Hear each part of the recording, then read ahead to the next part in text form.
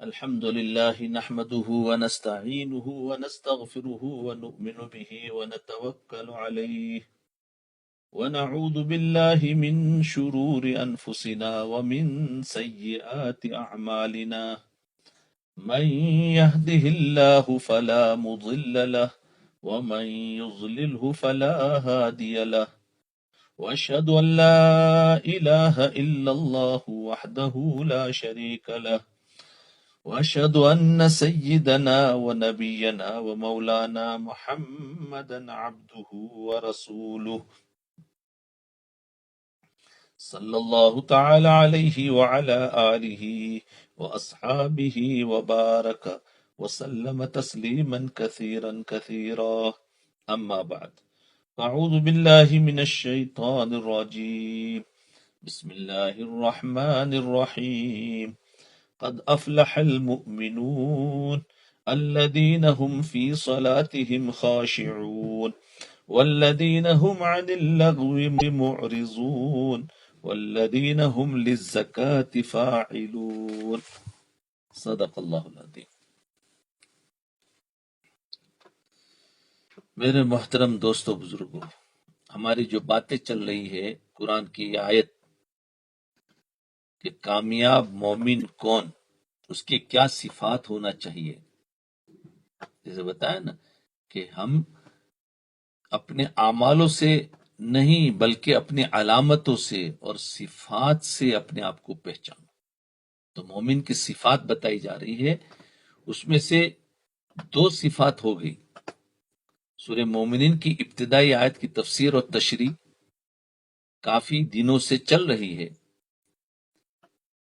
ان آیتوں کا اس لیے اس کو چوائس کیا گیا ہے، اس لیے اس کو منتخب کیا گیا کہ ان آیتوں میں اللہ جل شانہ نے وہ بنیادی صفات بیان فرمائی ہے. ان آیتوں میں وہ بنیادی صفات بیان فرمائی ہے جو اللہ تعالیٰ کو ایک مسلمان سے مطلوب ہے. مومن ہو تو کیسا ہو، ان صفات جیسا ہو. جی، تو یہ ہے اس لیے کہ ایک مومن کو کیونکہ عام صفات پائی نہیں جاتی، تاکہ ہم اس کا تذکرہ کریں تو ہمارے اندر یہ صفات آئے. تو ایک مسلمان سے اللہ تعالیٰ کیا صفات چاہے جا رہے ہیں، وہ صفات ان آیتوں میں آئے. اور اللہ تعالیٰ یہ چاہتے کہ میرے مومن بندے ان صفات کے حامل ہو، ان صفات والے ہو اور صفات اپنے اندر پیدا کرے.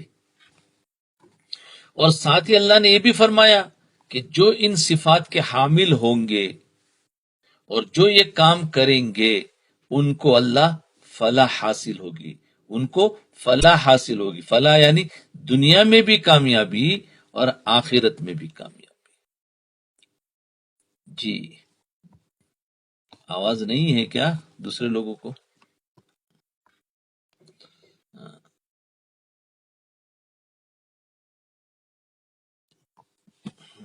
جی، تو فرمایا ان کو فلاح حاصل ہوگی اور کامیابی حاصل ہوگی. اللہ تعالی ہم سب کو ان صفات کا حامل بنائے اور یہ کام کرنے کی توفیق عطا فرمائے. جی، اب سنو، تین صفات کا بیان، پہلے دو ہو گئی اور تیسری چل رہی ہے. ان صفات میں پہلی صفت یہ بیان فرمائی کہ وہ لوگ اپنی نمازوں میں خشوع اختیار کرتے ہیں. کامیاب مومن کون؟ کا وہ لوگ جو اپنی نمازوں میں خشوع اختیار کرتے ہیں. اس کی تفسیر بقدر ضرورت الحمدللہ بیان ہو چکی. دوسری صفت یہ بیان فرمائی کہ وہ لوگ جو لغو اور بیہودہ اور فضول کاموں سے میں نہیں پڑتے، یعنی اپنا وقت بے فائدہ کاموں میں صرف کرنے کو پسند نہیں کرتے، فضول کاموں سے اعراض کرتے ہیں. اس کا بھی الحمدللہ تفصیل سے بیان گزر چکا. جی، فضول کاموں میں نہیں پڑتے. اب تیسری صفت جو ہے والذین هم للزکاة فاعلون.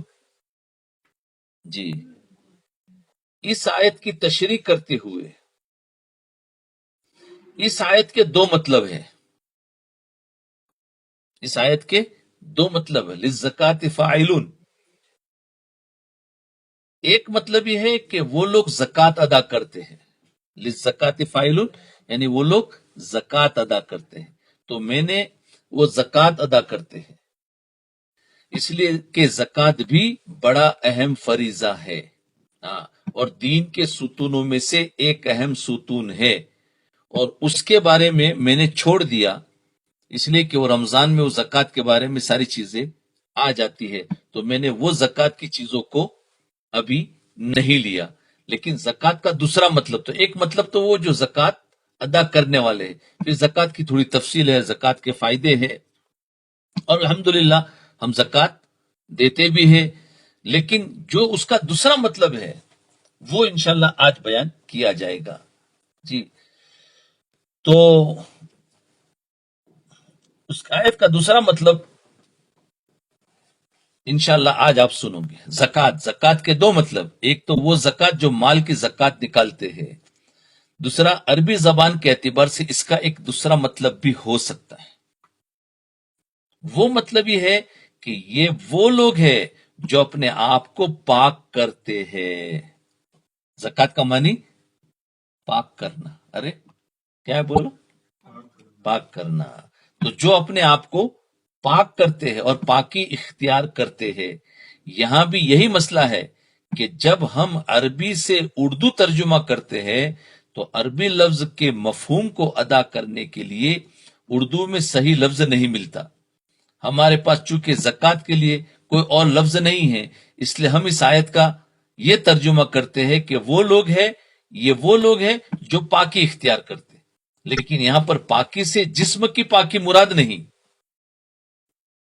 یہاں پاکی سے جسم کی پاکی مراد نہیں، کیونکہ جسم کی پاکی کے لیے عربی زبان میں طہارت کا لفظ بولا جاتا ہے، اور وہ تو گیا، بلکہ اس سے اخلاق کی پاکیزگی مراد ہوتی ہے، اخلاق کی پاکیزگی مراد ہوتی ہے، اس کو بھی زکوٰۃ، اخلاق کی پاکیزگی مراد ہوتی ہے، اس کو عربی زبان میں زکوٰۃ اور تزکیہ کہا جاتا ہے، جس کو عربی زبان میں زکوٰۃ اور تزکیہ کہا جاتا ہے۔ تزکیہ کا نام تو آپ نے سنا ہوگا۔ تو یہ ہے کہ اس آیت کا دوسرا مطلب اپنے دلوں کو پاک کرنا، دلوں کا تزکیہ کرنا، اس کو بھی زکوٰۃ کہتے ہیں۔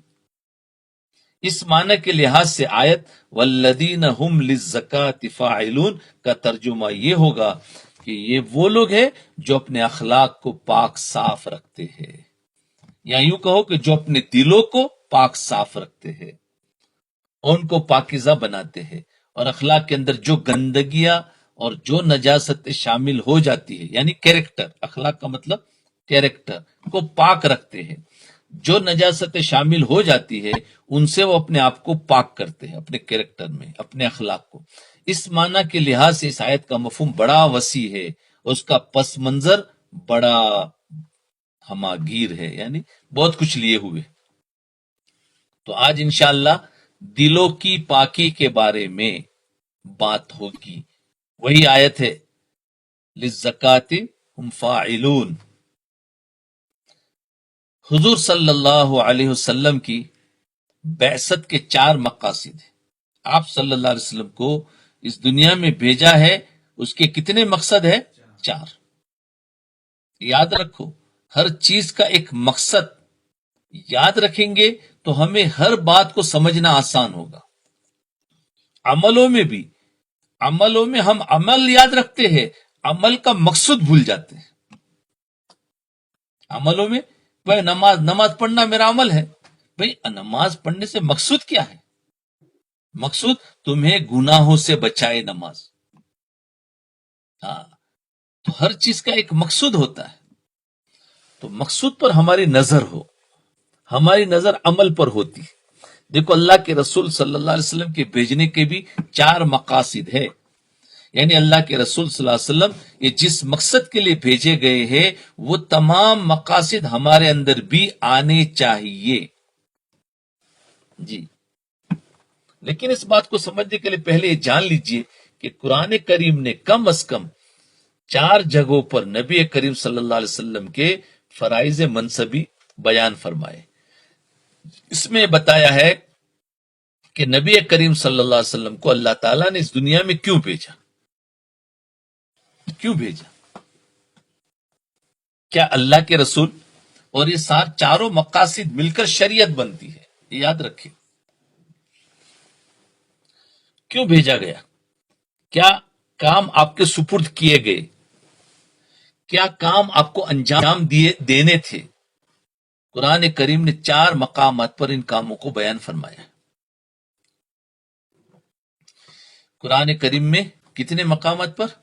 4 مقامات پر ان کاموں کو بیان فرمایا.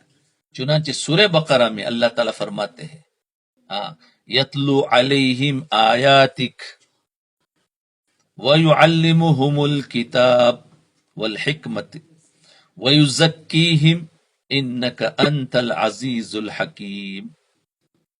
اس آیت میں سب سے پہلا کام یہ بیان فرمایا کہ یتلو علیہم آیاتک. یاد رکھو. تو حضور صلی اللہ علیہ وسلم جن مقاصد کے لیے بھیجے گئے ہیں وہ سارا کا سارا دین ہے. یاد رکھنا. اس طریقے سے سمجھنا کہ اس میں سے ہم نے اگر ایک کو پکڑ لیا تو یوں سمجھنا کہ ہمارے اندر ابھی دین پورا نہیں آیا.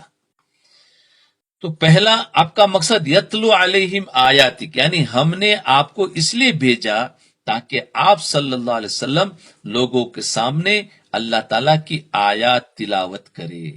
یتلو تلاوت کرے، یہ ہے کہ آپ کے سامنے آیات تلاوت کرے، یعنی آپ کے سامنے الفاظ کو پڑھ کے بتاوے.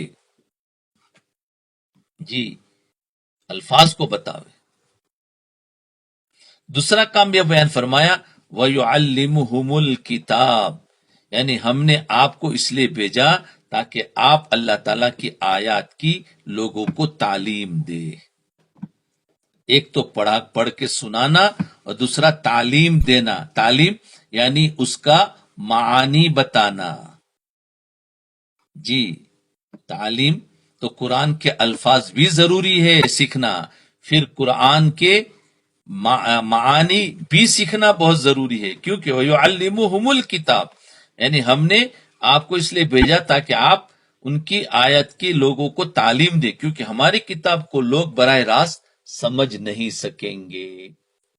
اور تیسرا کام یہ بیان فرمایا والحکمت، تاکہ آپ صلی اللہ علیہ وسلم لوگوں کو حکمت کی تعلیم دے، دانائی اور عقل مندی کی باتوں کی تعلیم دے. تو یہ کیا ہے؟ یعنی حکمت کیا ہے؟ اس کے تفسیر، اس کی جو تفصیل ہے، اس کی تفسیر جو ہے ان آیات کی، اس کو حکمت کہیں گے. تو پہلے الفاظ، دوسرا ترجمہ اور تیسرا اس کی تفسیر. اور چوتھی چیز کام یہ بیان فرمائے وَيُزَكِّيهِمْ، اور ہم نے آپ صلی اللہ علیہ وسلم کو اس لیے بھیجا تاکہ آپ صلی اللہ علیہ وسلم لوگوں کا تزکیہ کرے اور ان کو پاک صاف پاکیزہ بنائے. اب تزکیہ تو 3 چیزیں تو آ گئی قرآن کے متعلق کہ قرآن کے الفاظ، قرآن کے معانی اور قرآن کے مطلب. پھر چوتھی چیز کیا بتائی کہ ان کا تزکیہ، دلوں کا تزکیہ کرے.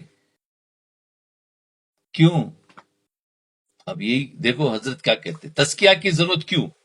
اب آپ غور کریں کہ اس آیت میں تزکیہ کے بیان سے پہلے قرآن کریم کی آیات تلاوت کرنے کا ذکر آ گیا، اس کے بعد قرآن کریم کی تعلیم دینے اور سکھانے کا ذکر آ گیا، اس کے بعد حکمت کی باتیں سکھانے کا ذکر آ گیا. لیکن قرآن کریم کہتا ہے کہ تنہا یہ 3 کام کافی نہیں ہیں، بلکہ آپ صلی اللہ علیہ وسلم کا چوتھا کام یہ ہے کہ لوگوں کے اعمال اور اخلاق کو پاکیزہ بنائے. اب سوال پیدا ہوتا ہے کہ جب آپ نے قرآن کریم نے سکھا دیا، اس کا مطلب سمجھا دیا اور حکمت کی باتیں بتا دی، پھر یہ اضافی کام کیوں بتایا، الگ سے کام کہ آپ لوگوں کو پاک صاف کریں.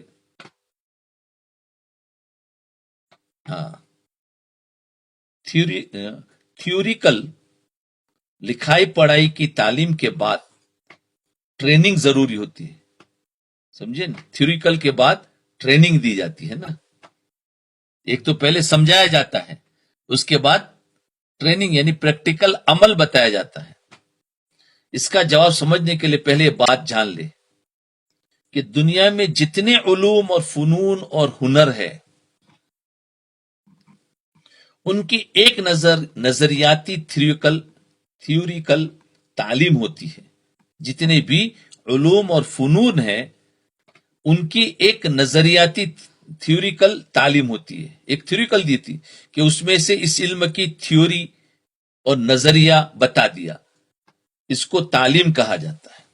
ہاں، لیکن دنیا کے کسی فن کو سمجھنے کے لیے محض نظریاتی تعلیم کافی نہیں ہے جب تک اس کی عملی تربیت اور عملی ٹریننگ نہ دی. جی، جب تک اس کی عملی ٹریننگ نہ دی جائے. آپ اگر ڈاکٹر بننا چاہتے ہیں تو کیا میڈیکل سائنس کی کتابیں پڑھ لینے سے آپ ڈاکٹر بن جائیں گے؟ نہیں، بلکہ اگر آپ نے میڈیکل سائنس کا پورا کورس پڑھ بھی لیا اور نظریاتی طور پر سمجھ بھی لیا کہ کیا کیا بیماریاں ہوتی ہے، ان کے اسباب کیا ہوتے ہیں، ان کا علاج کیا ہوتا ہے، سب آپ نے پڑھ لیا.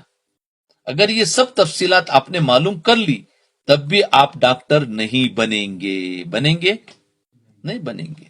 آپ ڈاکٹر اس وقت بنیں گے جب آپ کسی ماہر ڈاکٹر کے ساتھ رہ کر تربیت لے لے کہ کس طرح علاج کیا جاتا ہے، کس طرح مرض کی تشخیص کی جاتی ہے، کس طرح دوائی تجویز کی جاتی ہے، کس طرح مریض کے ساتھ سلوک کیا جاتا ہے. جب تک آپ یہ تربیت حاصل نہیں کریں گے اس وقت تک آپ علاج کرنے کے قابل نہیں بنیں گے. ہاں، تو ڈاکٹر کی تربیت میں رہ کر کیا ہوتا ہے کہ جو پڑھا تھا نا اس کو بتا رہا تھا کہ دیکھو تم نے یہ پڑھا، یہ اس طریقے سے تجویز کیا، تم نے یہ پڑھا، دیکھو اس کا یہ مطلب ہے، اس کی پریکٹیکل ایسی ہے. تو وہ جو پہلے پڑھنا بھی ضروری ہے کہ اس کے بغیر بھی سمجھ میں نہیں آئے گا. تو جو پڑھا ہے اب وہ پریکٹیکل عمل کر کے بتا رہے. یہی وجہ ہے کہ وہ یونیورسٹیاں جو میڈیکل سائنس کی تعلیم دیتی ہے وہ تعلیم مکمل کرانے کے بعد ہاؤس جاب کو لازمی قرار دیتی ہے کہ کسی اسپتال میں کسی ماہر ڈاکٹر کے ساتھ رہ کر یہ سیکھنا پڑے گا کہ کس طرح علاج کیا جاتا ہے. اس لیے کہ یونیورسٹی میں جو پڑھا تھا وہ نظریاتی تعلیم تھی، تھیوریکل تھی، اور ہسپتالوں میں جا کر جو ہاؤس جاب کیا جا رہا ہے یہ تربیت اور ٹریننگ ہے. یہ بات تو سب سمجھ گئے. جی، تو آپ کو تعلیم اور تربیت دونوں کے لیے بھیجا ہے. نبی علیہ السلام تعلیم بھی دی ہے اور تربیت بھی دی ہے. خالی تعلیم دے دیتے تو عمل کرنے کے لیے مشکل ہو جاتا نا. رسول اللہ صلی اللہ علیہ وسلم کو اللہ تعالیٰ نے دونوں کاموں کے لیے دنیا میں بھیجا ہے. کیا آپ صلی اللہ علیہ وسلم قرآن کریم کی نظریاتی تعلیم بھی دے اور یہ بھی بتائے کہ ان آیات کا کیا مطلب ہے، اور ساتھ میں آپ لوگوں کو تربیت بھی دے، ان کا تزکیہ بھی کرے، ان کی نگرانی کرے اور ان کے اعمال اور اخلاق کو گندگیوں سے پاک کرے اور ان کو پاکیزہ بنائے. یہ چیزیں صرف کتابیں پڑھنے سے حاصل نہیں ہوتی، نظریہ سمجھا دینے سے حاصل نہیں ہوتی، بلکہ یہ چیزیں صحبت سے حاصل ہوتی ہے. یہ چیزیں صحبت سے پریکٹیکل. جیسے ایک ڈاکٹر نے میڈیکل سائنس تو پڑھ لیا ہے لیکن ڈاکٹر کی صحبت اس کے لیے ضروری ہے. بغیر ڈاکٹر کی صحبت کے وہ ڈاکٹر بن ہی نہیں سکتا. یہ بات تو پکی ہے، کیونکہ پڑھائی الگ ہے، صحبت الگ ہے. اس کو ڈاکٹر کی صحبت میں رہنا ہے 1 سال 2 سال 3 سال 4 سال، اس کے بعد پھر کہتے ہیں کہ جاؤ اب تم اپنی پریکٹس کرو. تو اس لیے خالی تنہا کتابیں پڑھنے سے حاصل نہیں ہوتی بلکہ یہ چیزیں صحبت سے حاصل ہوتی. اسی طریقے سے ہم نے دین پڑھا ہے، دین تو پڑھ لیا کسی بھی عالم سے بھی، ہاں، لیکن اس دین پر ابھی عمل کرنے جاتے ہیں تو ہمیں بہت سی جگہ پر پرابلم ہوتے ہیں. بہت ساری چیزیں ہیں. ہم دین پڑھ لیا ہے لیکن ہمارے اخلاق بگڑے ہوئے. کیوں؟ کہ ہمیں اس دین کے مطابق چلنا نہیں آتا ہے. پڑھا تو صحیح ہے، ہماری تھیوریکل ہمارے پاس ہے لیکن پریکٹیکل نہیں ہے. پریکٹیکل تو وہی پرانی ہے جیسے ہم چل رہے تھے، جو پڑھا وہ نہیں کر رہے. تو اس کے لیے صحبت حاصل کرنا. کیوں؟ کہ اس کے لیے بھی ایک کامل انسان جو پریکٹیکل عمل کر رہا ہے. ہاں، مثال کے طور پر جیسے ڈاکٹر، ایسے وہ روحانی ڈاکٹر، تو آپ اس کی صحبت میں بیٹھ کر، یا وہ مفتی جو پریکٹیکل افتاء کر رہا ہے، تو آپ کو اس کی صحبت میں بیٹھ کر اس افتاء کو باقاعدہ لکھنا پڑے گا، سمجھنا پڑے گا. پھر کہیں گے جاؤ اب افتاء کا کام کرو. مفتی کا کورس تو کر لیا لیکن افتاء نہیں دے سکتا جب تک کہ کسی مفتی کی صحبت میں نہ بیٹھے. جب انسان کسی کی صحبت میں ایک مدت تک رہتا ہے، اس کے طرز عمل کو دیکھتا ہے، تو اس کے طرز عمل کی خوشبو رفتہ رفتہ اس انسان کے اندر بھی سرایت کر جاتی ہے. اسی کا نام تزکیہ، اسی کا نام تزکیہ ہے. اور تزکیہ کا ایک اس لیے کرنا ضروری ہے کہ قرآن، دیکھو قرآن کے الفاظ ہیں، اور ایک قرآن کا ترجمہ ہے، اور ایک قرآن کے مطالب ہے، معانی اور مفہوم ہے. تو اب اگر دل گندا ہوگا نا، دل یاد رکھو، دل گندا ہوگا تو اسی قرآن کی اس آیت کا مطلب وہ گندا لے گا، اور قرآن گندا نہیں ہے لیکن وہ دل گندا ہے. تو جس کی وجہ سے وہ قرآن کے مطلب سے گندا مطلب لیا، اور پھر کہتا ہے دیکھو یہ قرآن میں آیا ہے، کہا دیکھو یہ قرآن میں ہے. پھر قرآن سے وہ دلیل دیں گے. جیسے آج کل کا باطل دیکھو، ہم سب خوش ہو جاتے ہیں، ارے اس نے قرآن کی آیت پڑھی ہے، اس نے حدیث پڑھی ہے، اور اس نے بالکل پکی بات اور دلائل سے بات کی ہے. یاد رکھو، ہر قرآن اور حدیث پیش کرنے والے کی بات، وہ بات تو صحیح ہے، پیش کرنے والا دل کا گندا تھا. اس نے اس میں سے مطلب اپنا نکالا، اور وہ اپنا مطلب نکال کر لوگوں کے سامنے پیش کر کے لوگ اس کی بات پر عمل کر کے گمراہ ہو جاتے اور پتہ بھی نہیں چلتا. اس لیے فرمایا کہ انسان کا دل کا جب تزکیہ ہوگا، اس کا دل جب اندر سے صاف ہوگا، تو اس مطلب کا صاف مطلب لے گا جو نبی نے بتایا ہے، جو صحابہ نے بتایا ہے، پھر وہ وہی مطلب لے گا. اور اگر اس کا دل گندا ہوگا تو پھر وہ صحابہ کو چھوڑ دے گا، نبی نے جو بتایا ہے اور اس کے اوپر اپنا دماغ لگا کر اپنا مطلب لے کر لوگوں کے سامنے پیش کر دے گا. تو اللہ کے رسول نے تو ہمیں الفاظ بھی صحیح دے دیے، ترجمہ بھی دیا، اور ساتھ میں اس کے مطالب اور مفہوم بھی بتا دیا. لیکن اگر دل پاک نہ کیا ہوتا تو ہم اس کو غلط مطلب لے کر اپنے اپنے مطلب کے حساب سے چلتے تھے، اور سب کہتے قرآن سے ہے، سب کہتے حدیث سے. اس لیے یاد رکھو، قرآن اور حدیث سے ایک مطلب تو وہ ہے جو اللہ کے رسول اور صحابہ کرام نے لیا ہے، اور اس کے بعد باقاعدہ اولیاء کرام فقہا نے لیتے ہوئے آئے ہیں. تو ہمیں بھی وہی مطلب لیں گے تو پھر ہمارا دل پاک گنا جائے گا. اس لیے فرمایا دلوں کو پاک کرو. دل گندے ہوں گے. اسی لیے آج بہت سی مرتبہ کیا ہوتا ہے کہ ایک آدمی نصیحت کر رہا ہے، اب بیچارہ اچھی بات کر رہا ہے، لیکن جس کو نصیحت کر رہا ہے اس کا دماغ گندا ہے. تو وہ کیا ہے، اس میں سے کوئی بھی ایک پوائنٹ لے کر کہتے ہیں نہیں نہیں نہیں یار، ان کی بات تو بہت غلط ہے، اور یہ تو ایسی باتیں کرتے ہیں. لو، حالانکہ ساری بات پانی کی طرح صاف تھی، لیکن اس کا برتن گندا تھا. اس کے گندے برتن میں جانے کے بعد وہ بات اس کو گندی لگنے لگی. ہے کہ نہیں بھائی؟ نل کا پانی بالکل صاف ہے، لیکن آپ کا برتن اگر لال رنگ کا ہو اور اس میں پانی لو تو تم کہ یار پانی تو بالکل کلر والا ہے، کیا صاف تو ہے ہی نہیں. کیا کہیں گے؟ ارے پانی کا رنگ لال کیوں ہے؟ تو ابھی آپ کیا کہوں گے کہ بھائی یہ پانی کا رنگ لال نہیں ہے، تو نے جس برتن میں پانی لیا ہے وہ برتن لال رنگ کا ہے، اس لیے وہ تجھے وہ نظر آ رہا ہے، ورنہ پانی تو صاف تھا. اسی طریقے سے علماء کی بات، دین والوں کی بات بالکل پانی کی طرح صاف ہوتی ہے، لیکن سننے والوں کے دماغ گندے ہوتے ہیں، جس کی وجہ سے وہ اس میں سے گندا مطلب لے کر اور کہتے ہیں ان کی بات کرنے کا مقصد تو یہ ہے، ان کی بات کرنے کا مقصد تو یہ ہے، اور یہ پتہ نہیں طرح طرح کی باتیں لے لیتے ہیں۔ تو ہمارے دل اور ہمارے دماغ گندے ہیں، اس لیے ان دلوں کو اور ان دماغوں کو پاک کرنا ضروری ہے۔ تو میں اس لیے یہ بات تفصیل سمجھا رہا ہوں کہ آگے کی بات ذرا سمجھ سکے کہ بھائی قرآن کا اور دل کا کیا مطلب، کیونکہ دل گندا ہوگا تو اس قرآن، اسی لیے دیکھو یضل بہ کثیرا ویہدی بہ کثیرا، کا یہی قرآن ہے، اس کے ذریعے سے بہت سے لوگ گمراہ بھی ہو جائیں گے۔ کیا قرآن گمراہی کا ذریعہ ہے؟ اور یہ قرآن وہ ہے اس کے ذریعے بہت سے لوگ ہدایت بھی پائیں گے۔ کیا بھائی کوئی سو رہا ہے، جاگ رہے ہیں؟ ہاں، تو قرآن جو ہے اس کے ذریعے سے گمراہ، یہ تو سمجھ میں نہیں آ رہا، وہ اس لیے کہ تمہارے دل گندے ہوں گے تو تم قرآن کے ذریعے سے گمراہ ہوں گے، اور تمہارے دل اگر صاف ہوں گے اور تم نے اپنے دلوں کو پاک کیا ہوگا تو قرآن کے ذریعے سے تم راہ راست اور سیدھے راستے پر آؤ گے۔ کیا سو گے؟ ہاں، تو ہوں تو کرو۔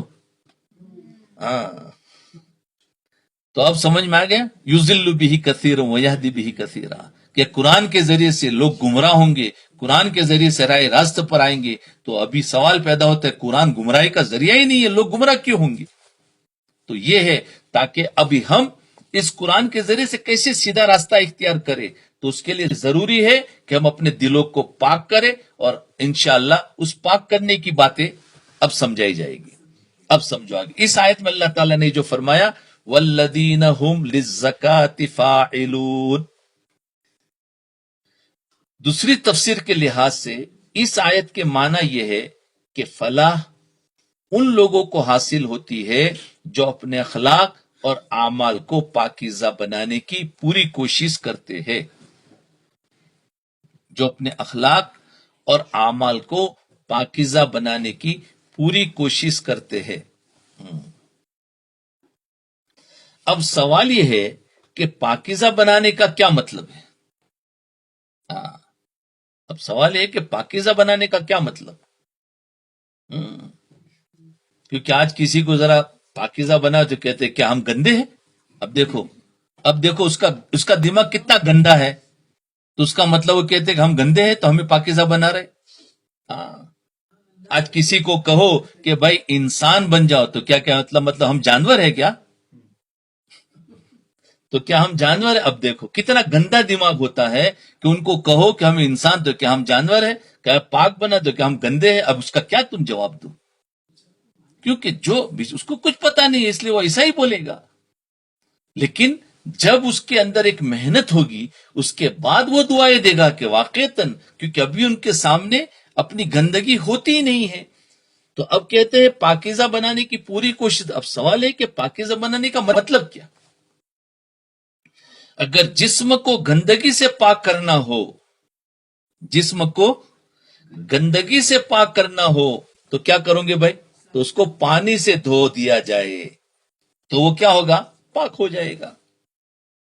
اور اگر کپڑے کو گندگی سے پاک کرنا ہو تو اس کو پانی سے دھو دیا جائے تو پاک ہو جائے گا۔ لیکن اخلاق اور اعمال اور دل کو پاک بنانا ہو تو ان کو پاک کرنے کا کیا طریقہ ہے؟ کیا ان کو پانی سے دھو دیا جائے؟ اب پانی سے تو روزانہ دھوتے ہیں جسم کو، تو اس میں دل بھی دھل گیا؟ نہیں، جسم کے دھونے کا پانی اور ہے اور دلوں کے دھونے کا پانی اور ہے۔ ہم نے اس کا پانی تو دیکھا ہی نہیں ہے۔ جسم کے دھونے کا پانی دیکھا ہے تو روزانہ صبح میں غسل کر کے ہم جاتے ہیں باہر، اور دلوں کے دھونے کا پانی تو کبھی دیکھا ہی نہیں ہے، سنا ہی نہیں ہے، تو دلوں کو تو دھوتے ہی نہیں ہے۔ دل گندے کے گندے ہی ہے۔ اب جس طریقے سے جسموں کو اگر دھویا نہ جائے تو جسم سے بدبو آئے گی اور لوگ اس کے پاس بیٹھنے کو تیار نہیں ہوں گے کہ اس نے 10 دن ہو گئے جسم کو دھویا ہی نہیں ہے، تو کوئی اس کے پاس نہیں بیٹھے گا۔ تو ہمارے دلوں کو برسوں ہو گئے ہم نے دلوں کو دھویا نہیں ہے، جس کی وجہ سے ہمارے دلوں میں سے بدبو آ رہی ہے، تو کوئی ہمارے پاس بیٹھنے کو تیار نہیں۔ ہاں، اسی لیے آج ساری دنیا ہمارے دلوں سے پریشان ہے۔ آج اگر ایک مسلمان کسی گاڑی میں بیٹھ جائے تو بولے یار ٹھہر جا، ہم اتر جاتے، تم اکیلے جاؤ۔ کیا ہو گیا بھائی؟ ہمارے دل ایسے گندے ہیں کہ اس کا اثر ان پر پڑتا ہے۔ ہاں، آج ایسا نہیں ہوا کہ ہمارے دل گندے ہو گئے جس کی وجہ سے ساری دنیا کے لوگ مل کر ہی کہتے ہیں کہ بھائی ان کے پاس نہیں رہنا، ان سے معاملہ نہیں کرنا، یہ ایسے یہ ویسے تیسے بدنام ہو گئے۔ یہ بدنام کیوں ہو گئے؟ کہ ہمارے دل گندے ہو گئے۔ وہی صحابہ کرام جو بدنام تھے زمانے جاہلیت میں، کیا انہوں نے جسموں کو پاک کیا؟ انہوں نے دلوں کو پاک کر دیا، تو ساری دنیا کے امام بن گئے۔ ان کا نام ہم عظمت سے لیتے ہیں، ان کو صحابہ کرام کہتے ہیں۔ کیا کیا تھا انہوں نے؟ آپ جاؤ، ان کو کچھ نہیں کیا۔ انہوں نے جسموں کو تو پہلے بھی دھوتے تھے، اب بھی دھو رہے ہیں، لیکن انہوں نے دلوں کو دھو دیا۔ اور دلوں کو دھونے کے لیے نبی علیہ السلام کا پانی ہے، ان دلوں کو دھونے کے لیے دین کا پانی ہے، دین کا پانی جو نبی علیہ السلام لے کر آئے ہیں، اس کے ذریعے سے دل دھوئے جاتے ہیں۔ تو کیا ان کو پانی سے دھوئے؟ نہیں، یا ان اعمال کو غسل دے دیا جائے تو کیا وہ دھل جائیں گے؟ نہیں، دل انسان کے اعمال کا سر چشمہ ہے۔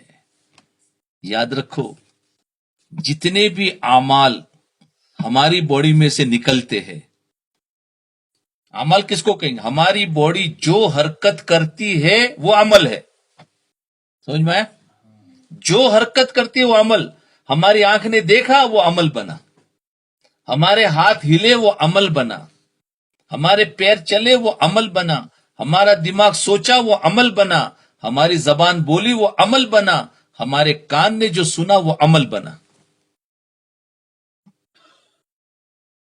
تو عمل جو بنتا ہے وہ دل جو ہے وہ انسان کے اعمال کا سر چشمہ، یعنی اس کے دل سے اعمال نکلتے ہیں۔ خوب سمجھ لے، اعمال اور اخلاق کو پاکیزہ بنانے کا مطلب، اعمال اور اخلاق کو، کیریکٹر کو پاکیزہ بنانے کا مطلب یہ کہ انسان دنیا کے اندر جو بھی کام کرتا ہے، در حقیقت اس عمل کا سر چشمہ یعنی اس کا جہاں سے نکلنے کا پوائنٹ، سمجھے؟ جہاں سے نکلتا ہے اس کو کہتے ہیں، نکلنے کا جو پوائنٹ ہوتا ہے۔ جیسے نل میں پانی آتا ہے تو اس کا خزانہ کدھر ہے؟ ٹانکی ہے نا، تو ٹانکی اس کا سر چشمہ کہیں گے، سورس، کیا کہیں گے؟ سورس۔ ہاں، تو حقیقت اس عمل کا ایک سر چشمہ، اس کا منبع، اس کی اصل انسان کے دل میں ہوتی ہے۔ تو لکھ دینا انگلش میں کوئی جانتا ہو تو اس کا سورس، تو وہ انسان کے دل میں ہوتا ہے، کیونکہ دل سے ہی عمل بنتا ہے۔ جی، تو سارے اعمال اور اخلاق کہاں سے نکلتے ہیں؟ دل سے۔ پہلے انسان کے دل میں اس عمل کا ارادہ پیدا ہوتا ہے، پہلے انسان کے دل میں اس عمل کا ارادہ پیدا ہوتا ہے کہ نہیں ہوتا؟ بولو، جو بھی ہوگا، چاہے عمل اچھا ہو چاہے عمل برا ہو، لیکن پہلے ارادہ دل میں ہوگا، اس عمل کا ارادہ پیدا ہوتا ہے، اس کے بعد اس سے وہ عمل سرزد ہوتا ہے، اس کے بعد پھر وہ عمل باہر نکلے گا۔ مثلا آپ جمعہ کی نماز ادا کرنے کے لیے مسجد میں تشریف لائیں، تو پہلے آپ کے دل میں یہ ارادہ پیدا ہوا کہ آج جمعہ کا دن ہے، مجھے جمعہ کی نماز ادا کرنے کے لیے مسجد میں جانا چاہیے اور جا کر نماز ادا کرنی چاہیے، لہذا پہلے ارادہ پیدا ہوا، پھر اس ارادے میں پختگی آئی، اور پھر طبیعت میں جو سستی پیدا ہو رہی تھی اس سستی کا مقابلہ کر کے اس ارادے کو پختہ کیا، ہے کہ نہیں؟ اس ارادے کو پختہ کیا، اور پختہ ارادے کے نتیجے میں آپ کے پاؤں مسجد کی طرف چلنے لگے۔ اگر آپ پختہ ارادہ نہ کرتے تو آپ کے پاؤں مسجد کی طرف نہ چلتے۔ ہاں، اگر کوئی آدمی پاگل ہو جائے تو اس کے ہاتھ پاؤں بے ارادہ حرکت کر سکتے ہیں، بے ارادہ حرکت کر، لیکن جب تک انسان کے اندر عقل، شعور موجود ہے، اس کے دل میں جب تک کسی کام کا ارادہ پیدا نہیں ہوگا اس وقت تک وہ کوئی عمل نہیں کر سکتا، چاہے وہ اچھا کام ہو چاہے وہ برا کام ہو۔ اس سے پتا چلا کہ انسان کے اعمال کا سرچشمہ انسان کا دل ہے۔ دیکھو، آپ کو کسی نے کہا چلو میری طرف سے تمہاری دعوت، تو کیا کہتا ہے؟ کیا کہتا ہے کہ نہیں، مجھے قبول نہیں ہے۔ اب اس سے تم پوچھو کہ بھئی کیوں قبول نہیں ہے؟ حالانکہ دعوت کا قبول کرنا اس کو زبان سے بولنا ہے نا، نہیں، اس سے پوچھو کیوں قبول نہیں ہے، تو کہتا ہے میرا دل منع کرتا ہے۔ کیا کہے گا؟ ہاں، یہی کہے گا، یہ نہیں کہے گا میری زبان منع کر رہی ہے۔ کیا کہے گا؟ میرا دل منع کر رہا۔ معلوم ہوا کہ اس نے دعوت دی، اس کے دل نے بعد میں بیٹھ گئی، اس نے دل نے اس کا وہ کنیکشن دے دیا، کہا کہ دیکھ قبول نہیں کرنا ہے۔ وہ سارا سیکنڈوں میں ہو گیا، اور کہا نہیں۔ ایک آدمی کسی سے بات کر رہا ہے، بھائی میری طرف دیکھو، تو کہتا ہے بھائی نہیں دیکھنا ہے۔ کیوں نہیں دیکھنا ہے؟ بس میرا دل منع کر رہا ہے، میرا دل آپ کو دیکھنے کا نہیں کہہ رہا ہے۔ تو دیکھو، حالانکہ دیکھنا چہرے کا کام ہے نا، تو یوں کہنا چاہیے کہ میرا چہرہ منع کر رہا ہے۔ تو کبھی کسی نے آپ کو کہا کہ میرا چہرہ منع کر رہا ہے، کیا کہے گا؟ میرا دل منع کر رہا ہے۔ نہیں، دل کہا میرا دل منع کر رہا ہے۔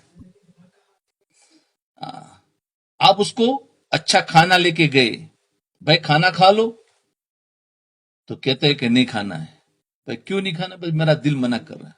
آپ جاؤ بیمار کو پاس، تو کیا کہے گا؟ میرا دل نہیں چاہتا ہے کہ نہیں؟ ہاں، حالانکہ کھانا پیٹ کا کام ہے، یعنی زبان کا کام ہے، کھائے گا پیٹ میں، تو کہا نہیں، یہ نہیں کہ میرا پیٹ منع، میرا دل منع کر رہا ہے، میرا دل نہیں چاہ رہا۔ اور کسی کو کچھ ستانا ہو، میرا دل چاہتا ہے کہ میں اس کو ستاؤں۔ تو دیکھو، برے کام میں بھی دل ارادہ کر رہا ہے، اچھے کام میں بھی دل ارادہ کر رہا۔ پتا چلا کہ دل کا ارادہ پہلے ہوتا ہے۔ میرا دل نے کہا تو میں نے اس کو یہ تکلیف پہنچا دی، میرے دل نے کہا۔ دیکھو، میرے ہاتھ نے کہا، میرے زبان نے کہا نہیں، میرے دل نے کہا، میرے دل نے منع کیا۔ تو یہ ساری باتیں اور زیادہ آپ کو تفصیل سے سمجھ میں آ جائے کہ دل ہمیشہ پہلے ہی ارادہ کرتا ہے، اس کے بعد ایک باڈی کے اوپر دل کی حکومت چلتی ہے نا۔ اگر دل منع کر لے تو آنکھوں کی طاقت نہیں ہے کہ وہ دیکھ سکے، دل نے جو کہا ہے وہی دیکھنا ہوگا۔ اب یہ دیکھنا ہے کہ دل پاک ہے یا دل گندا ہے، اب یہ دیکھنا ہے کہ دل میں جو ہوگا وہ نکلے گا نا۔ کہتے ہیں نا کہ بھائی آپ نے اسپنج پڑا ہوا تھا اور آپ نے اسپنج کو دبا دیا، تو اس میں سے کیا نکلے گا؟ جو اس کے اندر ہوگا، ہے کہ نہیں؟ پانی ہوگا تو پانی نکلے گا، دودھ ہوگا تو دودھ نکلے گا۔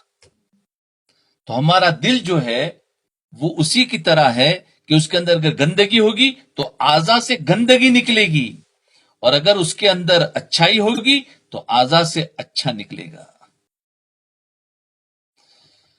تو یاد رکھو، تو اس سے پتا چلا کہ سب سے بڑی بیماری ہمارا دل ہے۔ اس لیے تمام نبی جو آئے ہیں وہ انسانوں کے دلوں پر محنت کی ہے، دلوں پر محنت کی ہے کہ ان کے دل کو بدل دو۔ جب دل بدل جائے گا ان کی ہر چیز بدل جائے گی، ان کا دیکھنا بدل گیا، بولنا بدل گیا، سوچنا بدل گیا، چلنا بدل گیا، سب کچھ بدل جائے گا، دل بدل دو۔ اسی لیے کہتے ہیں بدل دے میرا دل، دل بدل دے۔ تو یہ ہے، اللہ اکبر۔ دل میں لطیف قوتیں رکھی گئی ہے۔ اب دل کے اندر اللہ تعالیٰ نے بڑی عجیب طاقتیں رکھی ہیں۔ یہ دل اللہ تعالیٰ نے بڑی عجیب چیز بنائی ہے۔ بظاہر دیکھنے میں تو یہ خون کا لوتھڑا ہے، خون کا لوتھڑا ہے، لیکن اللہ تعالیٰ نے اس لوتھڑے کے، یعنی خون کا ٹکڑا ہے، اس لوتھڑے کے ساتھ کچھ لطیف قوت وابستہ کر دی ہے. عجیب طاقت ہے اس دل کے اندر. وہ قوتیں نہ نظر آتی ہے، نہ کسی لیبارٹری میں ان قوتوں کو ٹیسٹ کیا جا سکتا ہے. دل کے اندر کچھ طاقتیں ہیں جو نظر نہیں آتی، اور دنیا کی کسی لیبارٹری میں لے جاؤ تو اس کو کچھ نہیں بتا سکتا. یہ تو نبی علیہ السلام کی لیبارٹری ہی بتائے گی. جی، وہ تو وہی بتائے گی کہ اس کے دل میں کتنی طاقت ہے. اس لیبارٹری میں تو کوئی جاتا نہیں ہے، لیکن وہ قوت اس دل کے ساتھ وابستہ کر دی گئی ہے. چنانچہ اس دل میں خواہشیں پیدا ہوتی ہے کہ یہ کام کر لوں، فلاں کام کر لوں. یہ خواہشیں دل میں پیدا ہوتی ہے، اسی دل میں ارادے پیدا ہوتے ہیں، اسی دل میں جذبات جنم لیتے ہیں، اسی دل میں غصہ پیدا ہوتا ہے، اسی دل میں شہوت پیدا ہوتی ہے، اسی دل میں دنیا بھر کی امنگیں آرزویں پیدا ہوتی ہے، اسی دل میں صدمہ آتا ہے، اسی دل میں غم ہوتا ہے، اسی دل میں خوشی ہوتی ہے. یہ سب چیزیں دل کے اندر گھومتی رہتی ہے. سبحان اللہ. دیکھا دل کے اندر کتنی پاور ہے. اب بتاؤ دل کو بنانا کتنا ضروری ہے. ارے اب بھی نہیں سمجھے؟ ارے سمجھے کہ نہیں سمجھے؟ ہاں. تو یہ ہے کہ دل میں کیا کیا ہوتا ہے. اس دل میں خواہشیں پیدا ہوتی ہے، اسی دل میں ارادے پیدا ہوتے ہیں، اسی دل میں جذبات پیدا ہوتے ہیں، اسی دل میں غصہ بھی پیدا ہوتا ہے، اسی دل میں شہوت بھی پیدا ہوتی ہے، اسی دل میں ارادے اور وہ تمنائیں پیدا ہوتی ہے، اسی دل میں صدمہ بھی ہوتا ہے، غم بھی ہوتا ہے، خوشی بھی ہوتی ہے. سب کچھ دل میں ہے تو ایک، لیکن اس کے اندر سب چیزیں، خوشی بھی ہے تو غم بھی ہے، محبت بھی ہے تو نفرت بھی ہے نا. تو سب چیزیں ہیں. اب اگر اچھی خواہشیں دل میں پیدا ہو رہی ہے تو انسان سے اچھے اعمال سرزد ہوں گے، اور اگر دل میں غلط خواہشیں پیدا ہو رہی ہے تو انسان کے ارادے بھی خراب ہوں گے اور اعمال بھی خراب ہوں گے. اس لیے انسان کی ساری بھلائی کا دار و مدار اس بات پر ہے کہ اس کے دل میں ایسی خواہشیں پیدا ہو جو نیک ارادے کو جنم دے، نیک ارادے کو پیدا کرے. تو اب دل کے اندر جب محنت ہوگی نا تو پھر دل کے اندر ہمیشہ ارادہ، یہی دل جو ہر وقت دوسرے کو مارنے اور غصہ کرنے، ذلیل کرنے، نقص نکالنے کی طرف دوڑ رہا تھا، لیکن جب اس دل پر محنت ہوگی تو یہی دل اب دوسرے کو معاف کرنے، دوسرے کو تعریف کرنے کے لیے، دوسرے کی خدمت کرنے کے لیے دوڑ رہا ہے. بولو بھائی کیا ہوا؟ کچھ نہیں ہوا. اور لوگ کہیں گے ارے یار یہ انسان ایسا تھا، ارے ایسا کیسے بن گیا؟ سب کے سامنے ہے کہ یہ اتنا غصہ کرنے والا، اتنا نقص نکالنے والا، اور آج یہ خدمت کر رہا ہے، معاف کر رہا ہے، نیچا ہو رہا ہے، اس کو کچھ بھی کہو اثر نہیں ہو رہا ہے. کیا ہو گیا؟ یہ دل. اس لیے دلوں کو بدلنا ہے. خیر ہم دلوں کو بدلنے کی محنت نہیں کرتے، ہم اپنے کپڑے تو بدلتے، اپنے دلوں کو نہیں بدلتے. جی، دلوں کو بدلنے کا مطلب کیا کپڑے نئے لائے تو دل بھی نیا لے آوے؟ نہیں، وہ دل کو نیا لانے کی ضرورت نہیں. اسی دل کے اوپر کچھ میل آ گیا ہے. جیسے کپڑے پر میل آ جاتا ہے تو کپڑے کو صاف کرتے ہیں، ایسے دل کے اوپر جو خواہشات کا میل آ گیا ہے اس کو دور کرنا ہے، اور اس کے اندر حکموں کی یعنی حکموں پر چلنے کی طاقت آ جائے. ٹھیک ہے، انسان کے ان تمام اعمال اسی اصول کے تحت گھومتے ہیں. انشاءاللہ وقت ختم ہو گیا. دل کی بات انشاءاللہ دوسری کل کریں گے. دل کو تھام کے بیٹھنا دل کی بات سننے کے لیے، اور دل والے ہی دل کی بات کو سن سکیں گے. اس لیے دل کو تھامنا اور انشاءاللہ دل کو بدلنا، امید ہے کہ دل کی باتوں کو سن کر ہمیں بھی دل کے بدلنے کا ایک شوق پیدا ہو جائے گا، اور بدل دو، بدل دو۔ اگر دل ہم نے دنیا کی زندگی میں نہ بدلے تو پھر آخرت میں بڑا خسارہ ہوگا، بڑا خسارہ۔ اور ان دلوں کو بدلنے کے لیے بہت آسان راستہ، بہت آسان راستہ۔ تو اس لیے قرآن آیا ہے تو قرآن کے مطلب، لوگوں کے مطلب، کسی کوئی نصیحت کرے، ہمیں برا کیوں لگتا ہے؟ کہ اصل میں برا اس لیے لگ رہا ہے کہ ہمارا دل گندا ہے، اور دل گندا ہوگا تو دماغ گندا ہوتا ہے، پھر دماغ اس کا الگ مطلب لیتا ہے، الٹا مطلب لیتا ہے، بحث و مباحثہ کرتا ہے، یہ سب چیز ہو جاتی ہے، اور اسی سے پھر جھگڑے پیدا ہوتے ہیں، پھر خاندان جھگڑتے ہیں، اور پھر انسان اپنا مال برباد کر دیتا ہے جھگڑوں کے اندر۔